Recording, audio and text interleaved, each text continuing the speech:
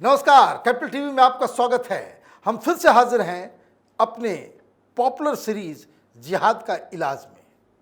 और आज एक बार फिर हमारे साथ अश्विनी उपाध्याय जी हैं। आपका बहुत बहुत स्वागत है। आज के एपिसोड में हम बात करेंगे फॉरेन फंडिंग की, कि जो हिंदुस्तान के अंदर ये पीएफआई, ये जिहादी, ये आतंकवादी, ये संगठन जो काम कर रहे हैं, पैसा कहाँ से आ रहा है इनको। अब ये खतरनाक इसलिए होता चला जा रहा है क्योंकि पीएफआई ने अपने दस्तावेज में ये भी मेंशन किया कि एक बार 10% लोग हमारे साथ आ जाएं तो फिर हम दूसरे मुल्कों के साथ मिलके हिंदुस्तान की सरकार, हिंदुस्तान की आर्मी, हिंदुस्तान की सेना उसको हरा सकते हैं, हिंदुओं का कत्लेआम कर सकते हैं, उनको कन्वर्ट कर सकते हैं और 2047 तक इसे एक इस्लामिक मुल्क घोषित कर सकते हैं। दस्तावेज में यह भी लिखा गया कि फिलहाल उसके रिश्ते कई सारे इस्लामिक मुल्कों से हैं। तो ये रिश्ते किस तरीके के हैं? पैसे लिए जा रहे हैं, फंडिंग की जा रही है। ये जो जिहादी हिंदुस्तान में पैदा हो रहे हैं, ये क्या भाड़े पे पैदा हो रहे हैं? तो फॉरेन फंडिंग का जिहाद से क्या रिश्ता है, इस पे आज चर्चा करते हैं। ये बताइए मुझे, ये फॉरेन फंडिंग बाहर से आता है और यहाँ ये लोग जिहाद में उसका इस्तेमाल कर रहे हैं, कोई रोकने का कोई तरीका है, कुछ इलाज है इसका? कोई भी समस्या आज की डेट में मनीष जी लाइलाज नहीं है। बस जितनी बड़ी बीमारी हो उसी लेवल की आपकी दवा होनी चाहिए। कड़वी दवा। कड़वी दवा। दुख इस बात का है कि हमारे नेता मीठा झूठ परोसते हैं और मीठा झूठ परोस परोस के उन्होंने पूरे देश में डायबिटीज कर दिया। मीठा झूठ परोस परोस के उन्होंने सनातन में एक तरीके से पूरी सनातन की कमर तोड़ने के काम किया है। कड़वी सच्चाई ये है, इस देश में जितना बड़ा खतरा हमें जनसंख्या विस्फोट से है, उतना ही बड़ा खतरा हमें भ्रष्टाचार यानी विदेशी फंडिंग या भारत के अंदर की फंडिंग से है। 3 तरीके की फंडिंग होती है। खाड़ी देशों से हवाला के जरिए आती है, हवाला मतलब अटैची में भर भर के। दूसरी फंडिंग एफसीआरए से होती है, जिसको सोनिया गांधी ने 2010 में कानून बनाया। एक तीसरी फंडिंग भी है जो विद इन कंट्री है, जकात। जकात नहीं, जकात के अलावा एक और भी फंडिंग है। हमने सुना विजय माल्या ने 1000 करोड़ लूटा। विजय माल्या ने लूटा, क्या किया? अय्यासी किया, फार्म हाउस बनाया, बंगलो बनाया, घर बनाया, लड़कियों के साथ नहाया, यही किया। कैलेंडर बनाया। नीरव मोदी लूटा 1000-1500 करोड़, वही काम किया जो विजय माल्या ने किया। मेहुल चौकसी ने लूटा, वही काम किया जो विजय माल्या ने किया। कभी हमने सोचा कि 20,000 करोड़ से ज्यादा अब्दुल करीम तेलगी ने लूटा था, उसने क्या किया? उसने अय्यासी नहीं किया, उसने शराब नहीं पिया, उसने बियर बार नहीं खोला, उसने हवाई जहाज नहीं खरीदा, उसने फार्म हाउस नहीं खरीदा, उसने कुछ नहीं किया। उसका कहाँ गया 20,000 करोड़? कभी हमने सोचा कि मोइन कुरैशी ने हजारों करोड़ जो लूटा, उसका कहाँ गया पैसा? कभी हमने सोचा हसन अली ने जो हजारों करोड़ लूटा, उसका कहाँ गया पैसा? उन लोगों ने तो वो काम नहीं किया जो विजय माल्या ने किया, और उन्होंने तो विजय माल्या से कई गुना ज्यादा लूटा बिना किसी डाउट के। तो वो पैसा गया कहाँ? वो पैसा भी यहीं जा रहा है, भारत के अंदर लूट रहे हैं और भारत को बर्बाद करने वालों को दे रहे हैं। ये हमारे टैक्स पेयर समझे, ये हमारे देश की जनता समझे। हमें लूट के हमें बर्बाद किया जा रहा है। हमें लूट के मदरसों को दिया जा रहा है, फंडिंग की जा रही है। हमें लूट के पीएफआई को दिया जा रहा है, हमें लूट के सिमी को दिया जा रहा है। और पीएफआई सिमी हम तो दो जानते हैं। सिमी पीएफआई जैसे भारत में 1000 संगठन है, 1000 से ज्यादा संगठन है, सबके अलग अलग काम है। कोई जुबैर टाइप का काम कर रहा है, कोई पीएफआई टाइप का काम कर रहा है, कोई आर्टिकल लिखने का काम कर रहा है, कोई विदेशी अखबारों में आर्टिकल लिखने का काम कर रहा है, कोई पीआईएल फाइल कर रहा है, कोई पीआईएल पे बहस कर रहा है, वकालत वाला काम कर रहा है, अलग अलग काम है। तो ये जो फॉरेन फंडिंग के जरिए, क्योंकि इसमें तो पैसे लगते हैं, ये जो शाहीन बाग हुआ जिसमें यूपी की पुलिस ने बाकायदा जब ताबड़तोड़ उन्होंने जांच शुरू की तो मालूम चला कि 15 दिन के स्पैन में 200 करोड़ के आसपास के पैसे जो है वो विड्रॉ किए गए, बांटा गया।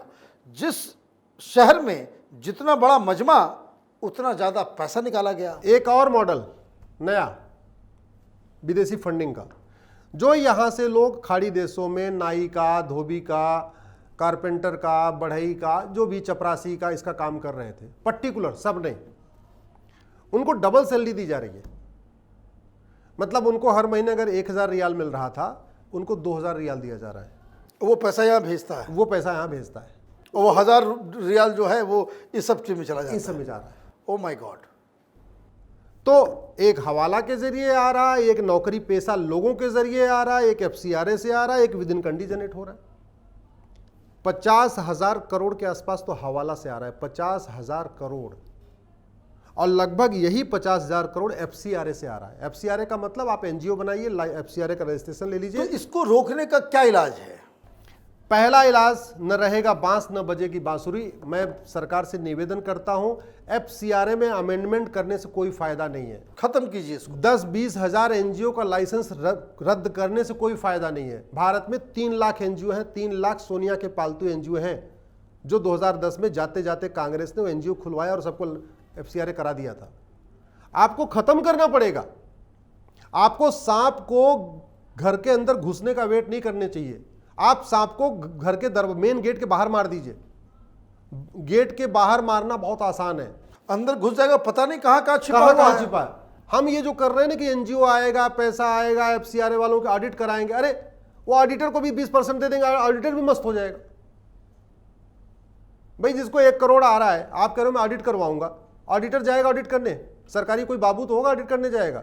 1 करोड़ में से 20% दे दिया, 20 लाख, वहाँ वो ऑडिट रिपोर्ट बढ़िया से बना के आ जाएगा। वो करने भी क्यों जाएगा? उसको घर बैठे बैठे 20 लाख आ जाए, घर बैठे बैठे रिपोर्ट बना के दे देगा। पकड़े नहीं जाते क्या? कितने ऑडिटर पकड़े जा रहे हैं? सही बात है। इसलिए मैं कह रहा हूं, न रहेगा बांस न बजेगी बांसुरी। सरकार इस FCRA कानून को खत्म कर दे। हमें नहीं चाहिए विदेशी फंडिंग। हम भूखे रह लेंगे भैया। हमें यहाँ हमारे पूरे धर्म को खतरा है, हमारे वजूद को खतरा है, देश को खतरा है, हमारे देश को खतरा है, इंटरनल सिक्योरिटी का मसला है, इंटरनल सिक्योरिटी का खतरा है। पूरी तरीके से हमारे यहाँ पे बच्चों का पूरे भविष्य की चिंता है, और हम विदेशी चंदे के लिए परेशान है। काय के लिए परेशान? हमें नहीं चाहिए पैसा। हमें तो दुख मुझे सेकुलर से नहीं हो रहा है, दुख तो मुझे अपने उन राष्ट्रवादियों से हो रहा है जो FCRA के खिलाफ बोल नहीं रहे। भगवान जाने उनकी कौन सी नस दबा दिया है, भगवान जाने ऐसी उनकी कौन सी कमजोर नस को उन्होंने पकड़ रखा है। फॉरेन फंडिंग, हाँ, क्यों बोल ही नहीं रहे उसके खिलाफ। और वैसे भी कोई संस्था या कोई पैसा हिंदुस्तान में लगाएगा तो वो कोई इंटरेस्ट तो होगा। बड़ी सीधी सी बात है। वो कोई समाज सेवा के लिए एक पैसे कोई नहीं देता है। कोई इंटरेस्ट होगा हिंदुस्तान की इकॉनमी को बर्बाद करें, हिंदुस्तान के कल्चर को बर्बाद करें, हिंदुस्तान में धर्म को बदनाम करें, तो ये कुछ न कुछ तो ज़रूर होता है। क्योंकि आप देखिए कि जिस तरह से किसान आंदोलन में जो NGO वाले आए, ये शाहीन बाग में NGO वाले आए, जुबैर पकड़ा गया, ये जुबैर जो पकड़ा गया, ये तमाम कानपुर में पत्थरबाजी हुई, इलाहाबाद में पत्थरबाजी 52 करोड़ रुपए एक दिन में आया कानपुर में। तो ये सारी चीजें, इसको रोकने के लिए ये सुझाव बिल्कुल सही है कि ये कानून ही खत्म करना चाहिए। दूसरा भारत में एक यूनिफॉर्म बैंकिंग कोड लागू करना पड़ेगा। यूनिफॉर्म सिविल कोड की मैं चर्चा करता रहता हूं, आज मैं आपके सामने यूनिफॉर्म बैंकिंग कोड की चर्चा कर रहा हूं। इसमें मेरी PIL सुप्रीम कोर्ट में चल रही है। विदेशी पैसा लाने के लिए जो कोड यूज किया जाता है टेक्निकल RBI में, उसको कहते हैं IMT, इंटरनेशनल मनी ट्रांसफर। और RTGS, NEFT और IMPS ये डोमेस्टिक टूल है। मतलब मैं आपको पैसा दूं तो RTGS NEFT करूंगा, लेकिन अगर मैं विदेश से आपको पैसा भेजूं तो वहां लिख के आना चाहिए IMT, इंटरनेशनल मनी ट्रांसफर। ये जो विदेशी बैंकें हैं, खासतौर पे HSBC और वेस्टर्न यूनियन, स्टैंडर्ड चार्टर्ड, इस टाइप की जो विदेशी बैंकें हैं जिनके ब्रांच भारत में है, ये पूरी तरीके से ब्लैक मनी को RTGS और NEFT के थ्रू भेज रहे हैं भारत में। मतलब ऑस्ट्रेलिया से पैसा भेजते हैं हिंदुस्तान, और वो NEFT आता है, वो इंटरनल ही अपना बैंक में ही वो घूम रहा दिखा देता है। जब पैसा ऑस्ट्रेलिया से आ रहा है, पैसा ऑस्ट्रेलिया से आए तो उस पर लिखा होना चाहिए AUD, ऑस्ट्रेलियन डॉलर, 5,000, 10,000, जो भी किसने भेजा, नाम, किसको जा रहा है उसका नाम, और IMT होना चाहिए, IMT लिखा होना चाहिए। ऐसे नहीं आ रहा है, सिंपल आ रहा है RTGS, किसने भेजा कुछ नहीं पता, आपके खाते में पैसा आ गया, दैट्स इट। तो RBI में कोई आदमी तो बैठ के इसको मॉनिटर करता नहीं, सॉफ्टवेयर मॉनिटर करता है। वो सॉफ्टवेयर ही नहीं पकड़ पा रहा है भाई। सॉफ्टवेयर तो IMT को चेक कर रहा है भाई, IMT कितना आया, IMT कितना आया, इंटरनेशनल मनी ट्रांसफर कितना आया। वो जो विदेशी बैंकें IMT कर ही नहीं रही हैं, वो RTGS NEFT कर रही हैं, सरकार ही नहीं पकड़ पा रही है। और मुझे मतलब उनका नेक्सस कितना पावरफुल है, मैं आज आपके सामने, दर्शकों के सामने जरूर बताना चाहूंगा। इतना पावरफुल नेक्सस है कि जो वित्त मंत्रालय के बाबू ने काउंटर फाइल किया दिल्ली हाई कोर्ट में मेरी पीआईएल में, बोला जी इनकी डिसमिस कर दो petition. Oh my God. PIL मतलब मेरे दिल्ली हाई कोर्ट ने मुझे सुना, मैंने बहुत लंबी बहस किया, पहले जज साहब को समझ में नहीं आ रहा था मैं कहना क्या चाह रहा हूं। मैंने पूरा उनको एक्सप्लेन किया। मैंने उनको एक फरीदाबाद का बैंक अकाउंट दिखाया। एक सज्जन है ऑस्ट्रेलिया में रहते हैं, वो बेचारे वहां से आए ऑस्ट्रेलिया से चल के, और मुझे उन्होंने पूरा डॉक्यूमेंट दिया। बोले साहब देखो, एक बार मैंने पैसे भेजा, एक बार तो आईएमटी लिखा, एक बार एनईएफटी आया, एक बार आरटीजीएस आया, एक बार आईएमपीएस आया, तो ये तो पैसा डोमेस्टिक हो गया। तो यानी आरबीआई की, हमने 4 बार पैसा भेजा, आरबीआई की नज़र में केवल 1 बार पैसा आया विदेश से, बाकी 3 बार तो इंटरनल हो गया। मैंने जज को एक्सप्लेन किया, सब समझाया, जज ने नोटिस इशू कर दिया। लेकिन ये जो बाहर के पैसे वालों का इतना तगड़ा नेक्सस इन नौकरशाहों से, बाबुओं से, चूंकि ये लोग विदेश में मौज मस्ती करते रहते हैं, इन्होंने कहा इनकी पीएल डिसमिस कर दो जी। ये एक बड़ी। दूसरा, तो ये आपको यूनिफॉर्म बैंकिंग कोड लागू करना पड़ेगा, एफसीआरए खत्म करना पड़ेगा, यूनिफॉर्म बैंकिंग कोड लागू करना पड़ेगा, हवाला तोड़ना पड़ेगा। हवाला कैसे टूटेगा? हवाला के खिलाफ आपको कठोर कानून बनाना पड़ेगा। हमारे यहाँ हवाला में आज तक किसी को 7 साल सजा नहीं हुई, 7 साल से ज्यादा की। अमेरिकन पिनल कोड में हवाला में 2-2 हजार साल सजा होती है, 5-5 हजार साल सजा होती है, 10-10 हजार साल सजा होती है हवाला में। हवाला में वहाँ मिनिमम सजा 50 साल है, हमारे यहाँ हवाला में मैक्सिमम सजा 7 साल है। बताइए, और किसी को 7 साल होता भी नहीं? और होता भी नहीं। मैंने तो कभी सुना नहीं कि हवाला की वजह से किसी को जेल में डाला गया। ना। और हवाला का जो सबसे बेसिक स्ट्रक्चर है मनीष जी, जितनी बड़ी नोट पूरी वर्ल्ड वाइड ऑफ फिनोमेना है, उतना ज्यादा हवाला। राइट।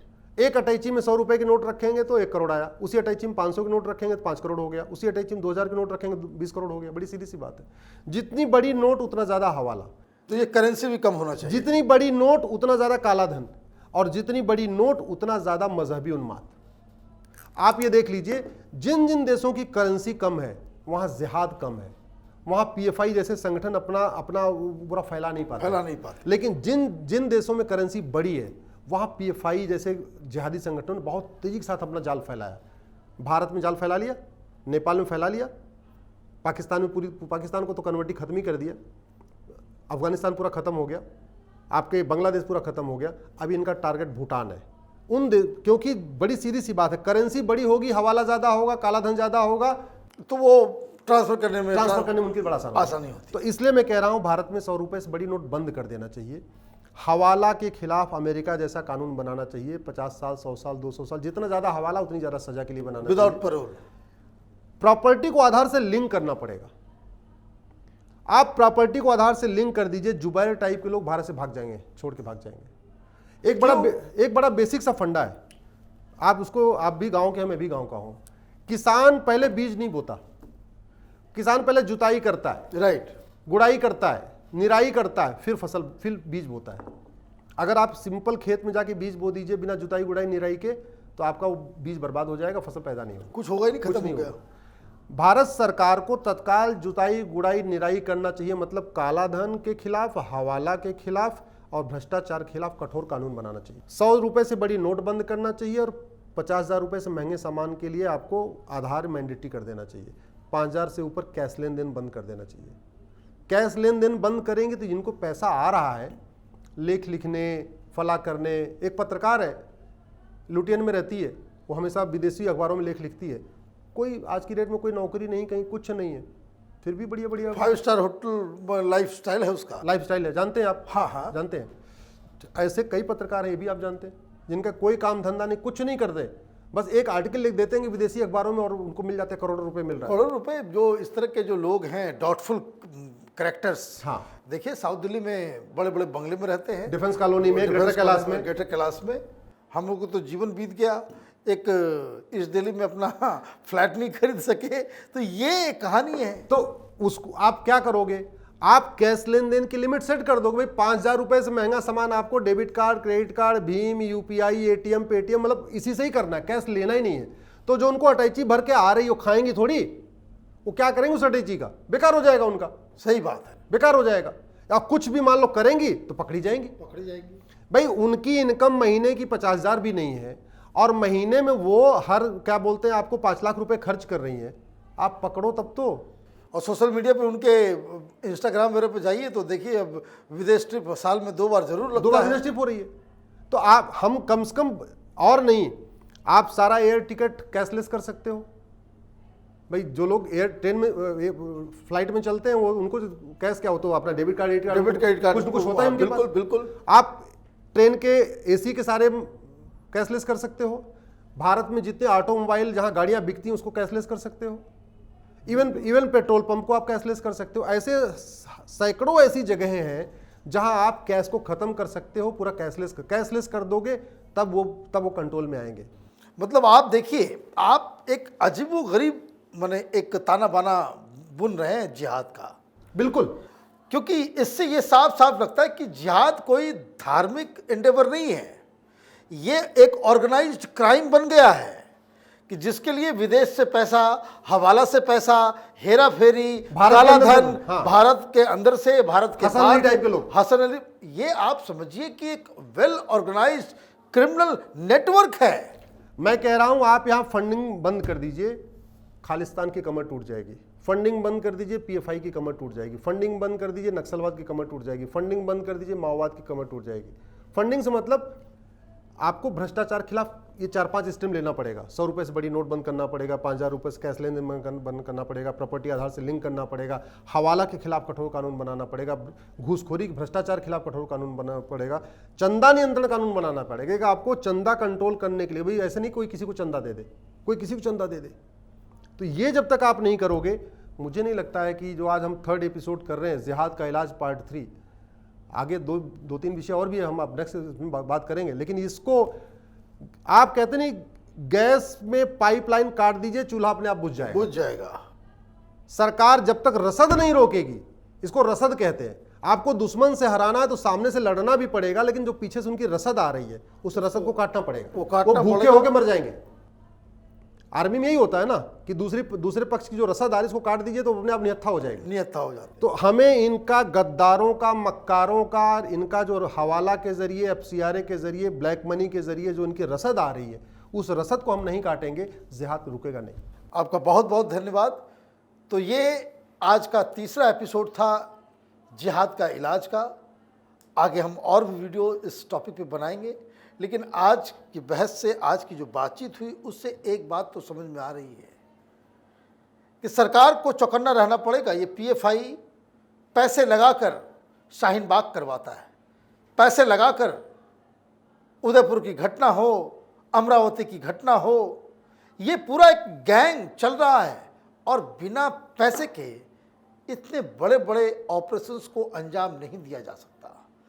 पैसा कहाँ से आ रहा है ये सरकार को पता होना चाहिए, कौन भेज रहा है सरकार को पता होना चाहिए, और किस जरिए भेज रहा है सरकार को पता होना चाहिए, और सरकार को ये भी पता होना चाहिए कि इस तरह की गतिविधियों में शामिल होने वाले लोगों की फंडिंग करने वाले, उसका इस्तेमाल करने वाले, उसका इलाज क्या होना है।